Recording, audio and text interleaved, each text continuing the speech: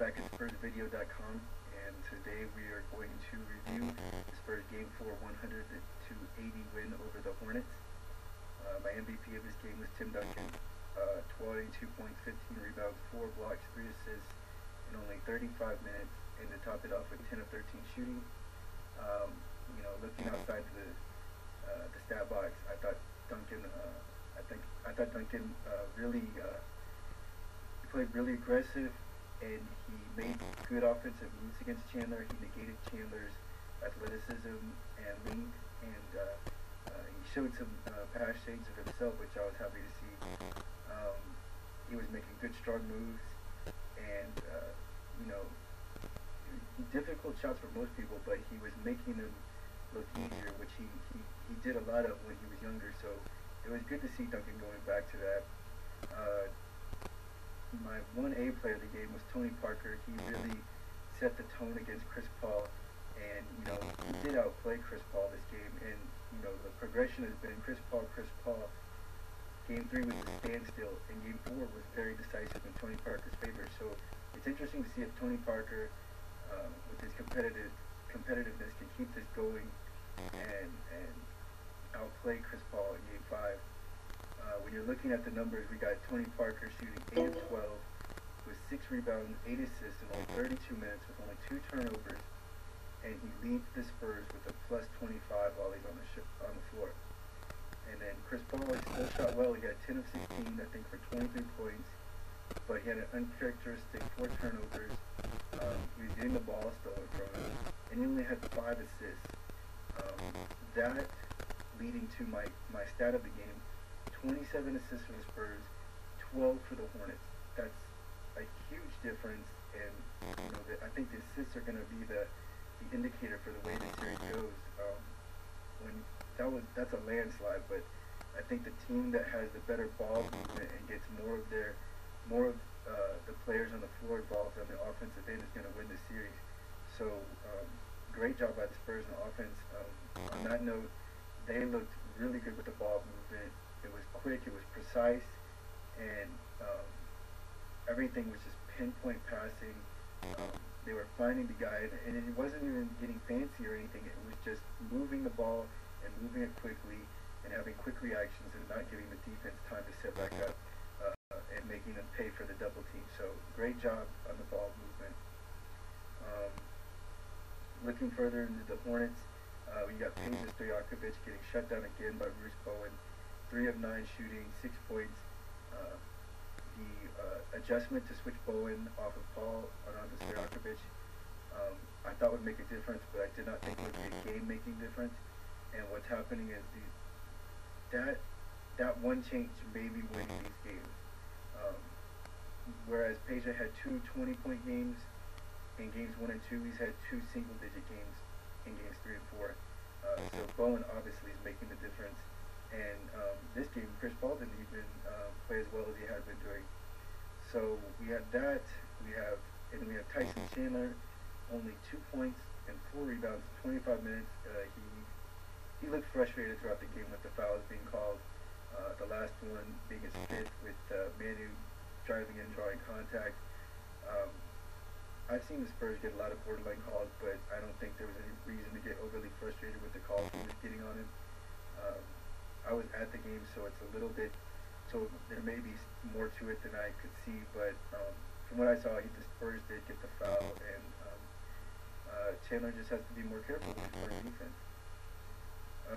Finley was 5 of 7, a nice lift off the bench. He gets overshadowed a lot by the big 3, but he deserves his praise as well. He chipped in nicely, he hit his shots, he did what the Spurs needed to do. He's not going to get you many points. He's not going to get many rebounds. He's not going to have many 20-point games. He's not going to get many assists. But what he is going to do is, if he's hitting his shots, he's going to spread the floor, and he's going to make it awfully tough for the Spurs to be defended. And with 5 of 7 shooting, he was doing that tonight. Manu had 4 turnovers, which Manu always kills me when he has the turnovers, because he keeps... One of the very few flaws in Manu's game is that he tries to find a pass where there isn't one. If he could just lay off those passes, those needle passes to Roberto or Duncan down low, and just keep it simple on the passing sometimes. You'd be a lot better off. But I mean, Manu did a lot more good than bad. That's just me being picky. He had 8 assists. And I think he had 15 points, and I think he had a number of rebounds too. So Manu with a very nice game. Um, um, and it looks like, I mean, so far, after games 1 and 2, I did not think the Spurs had a chance at the series. And so what we have happening is the momentum has completely shifted, and now the Hornets are on their heels now. And even though the series is tied, Spurs have the advantage, even with, I think, the game going into New Orleans. And this is a must-win game for either team, and this game is going to decide the series. If the Spurs win, they're closing it out in 6. If the Hornets win, I think they have a great shot at winning in 7, because if the Hornets win, it's going to show that the Spurs can't win in New Orleans. So, big game. We'll see if the Spurs, if the Spurs' first 2 games were more of a matter of bad coaching and lack of aggression and a lack of sense of direction, or if it was more to do with the Hornets crowd. And given the Bowen adjustment on the Stojakovic and the way the Spurs have changed their aura, and going from overconfidence that we are the champions and we beat the Suns and the Hornets can't touch us, to we've got to play aggressive and come right at these guys.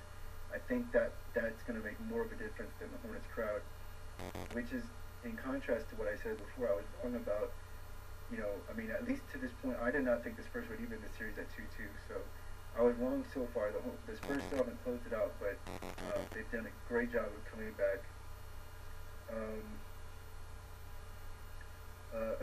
One more note on the Spurs game is Pargo shooting 4 of 14. It looked like the Spurs were daring Jannero Pargo to beat them from 3.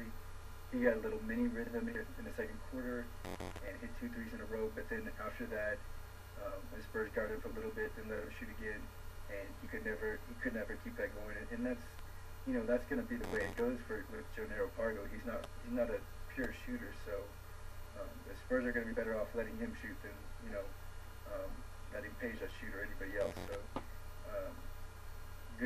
good move there by Greg Popovich. And since I can, and I'm not the Spurs, and the Spurs have to be correct for the media, I'm going to go ahead and look ahead to, assuming the Spurs do win this series. I'm also watching the Hornets not the Hornets, the Lakers versus the Jazz, and it was good to see the Jazz get another one in Utah, because this means, should the Spurs advance, they won't be having to play a fresh Lakers team, which I was worried about with the Lakers, because they've been winning all of these games so easily. It's good to see the Jazz put it to them and take it. So at least the winner of that series, and I'm not saying it's the Lakers for sure. I do think the Lakers are going to win that series in the end, but at least the Jazz are testing the Lakers, and they're going to push them to at least 6. So that's encouraging to see. Keys to the next game, if I haven't gone over these already, I'm not sure if I have. My keys to the next game are quick start, and keep the crowd out of it, and stay aggressive.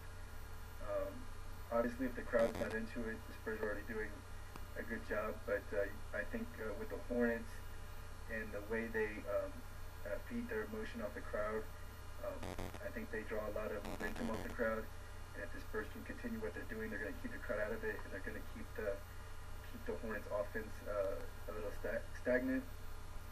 And then Tony Parker, stay aggressive, because it really it forces the Hornets to put in Pargo, because they don't want Paul to expend all his energy guarding Tony, and then the Hornets have Pargo in the game, which is really not helping their offense. So I think if Tony stays aggressive, Duncan does as well,